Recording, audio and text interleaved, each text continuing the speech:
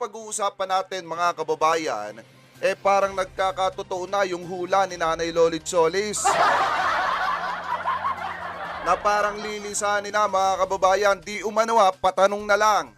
Parang lilisanin na mga kababayan ng Itbulaga ang GMA7. Pero bago po natin pag-usapan yan ay nais ko po muna sabihin sa inyo na kung kayo po ay bago pa lamang po sa ating YouTube channel, hinihikayat ko po kayo na huwag nyo po sanang kalimutan na i-like etong ating live streaming at huwag nyo na rin po kalimutan na mag-subscribe sa ating YouTube channel. Hit nyo na rin po yung ating notification bell para lagi po kayong updated sa tuwing mag-upload po tayo. So eto na nga mga kababayan, mukha atang nagkakatotoo na yung sinasabi nila ni Lolit Solis.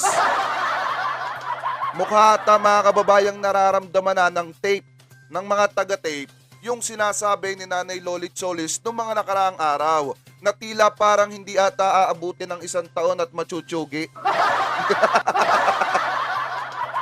Kasi mga kababayan, kung makikita nyo po, di ba may mga nasasagap tayong balita noong mga nakaraang buwan na itong It's Showtime po is parang eto ata yung magiging noontime show di umano ng GMA7 na pantapat dito sa A80.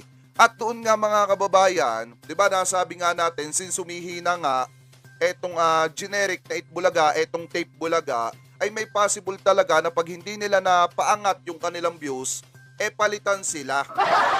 So ngayon mga kababayan, eto na yung lumabas na balita. Kahapon po ito. Sabi dito sa Bilyonaryo, ayan po yung source natin ngayon baka kasi sabihin ng iba, fake news tayo.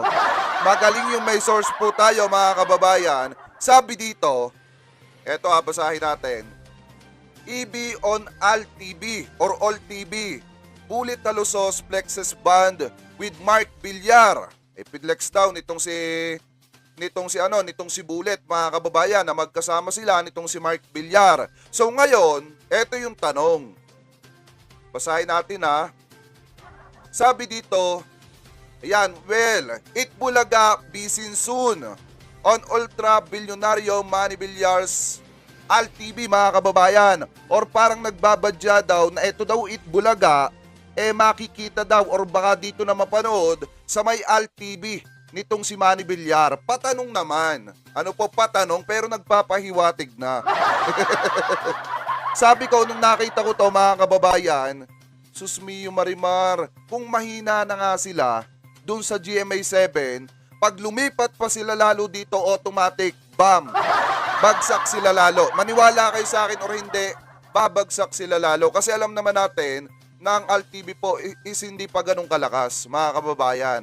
Konti pa lamang yung nakakaano sa All TV. Alam natin na hindi pa kasing lakas ng GMA7 or TV5 itong All TV. At pag lumipat doon na itong generic na Itbulaga, automatic, downfall sila. Bagsak sila mga kababayan. So sabi dito, goodbye na sa'yo tape, sa All TV ka na, walang signal ang All TV. Diba mga kababayan, ano bang pag-iisip meron sila? Diba? Sabi pa dito, eto, spekulasyon pa lang naman daw. Speculation about a possible business deal between Itbulaga's production firm, Tape Incorporated, and All TV arose after Big Boss Seth Frederick Bullet Talusos posted a photo with Senator Mark Villar mga kababayan. So, spekulasyon pa lang, kumbaga parang hula-hula pa lang na magkakaroon ng business deal. Etong si Bullet Talusos at saka po itong taga-All TV, etong sino ba yon? Si Mark Villar, Senator Mark Villar, dahil nga nagkita sila mga kababayan.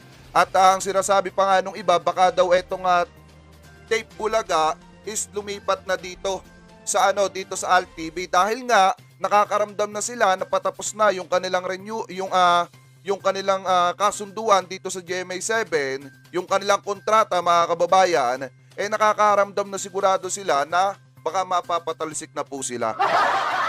Yun po siguro mga kababayan, yun yung espekulasyon ng iba. Ano po, at yun din yung nakikita siguro natin.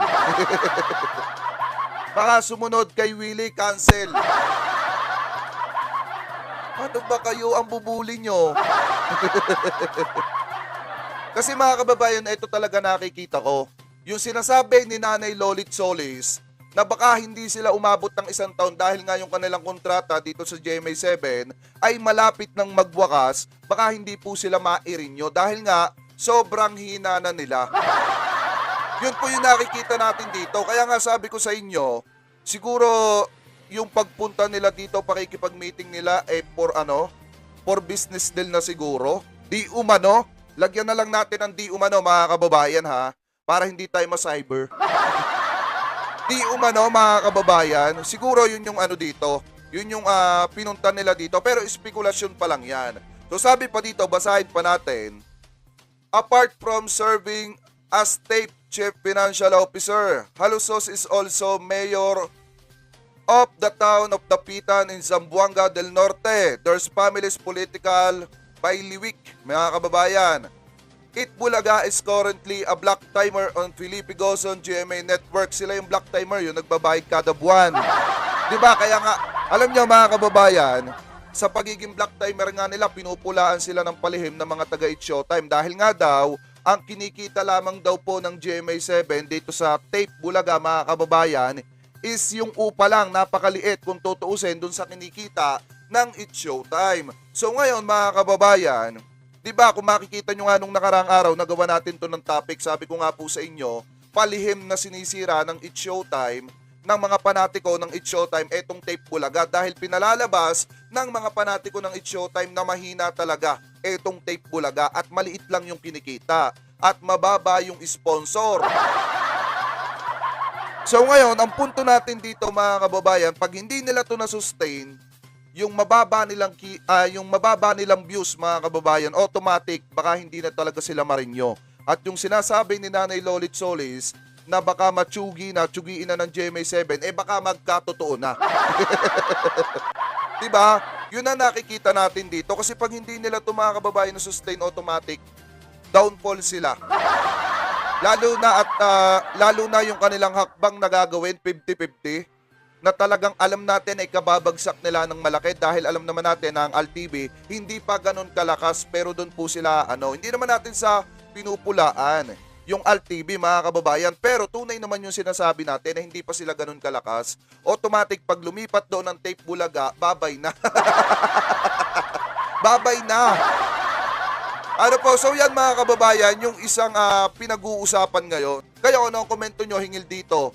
Naniniwala ba kayo na baka eto na ang simula ng paglipat or pag-iwan, sabihin na lang natin, pag-iwan ng It Bulaga, Tape Bulaga, dito sa GMA7 at lilipat na sila dito sa ALTV? Naniniwala ba kayo? Kasi ito, spekulasyon pa lang naman Pero malakas ang paniniwala ko dito na may possible na mangyari to mga kababayan sa mga susunod na araw or sa mga susunod na buwan or taon. Diba?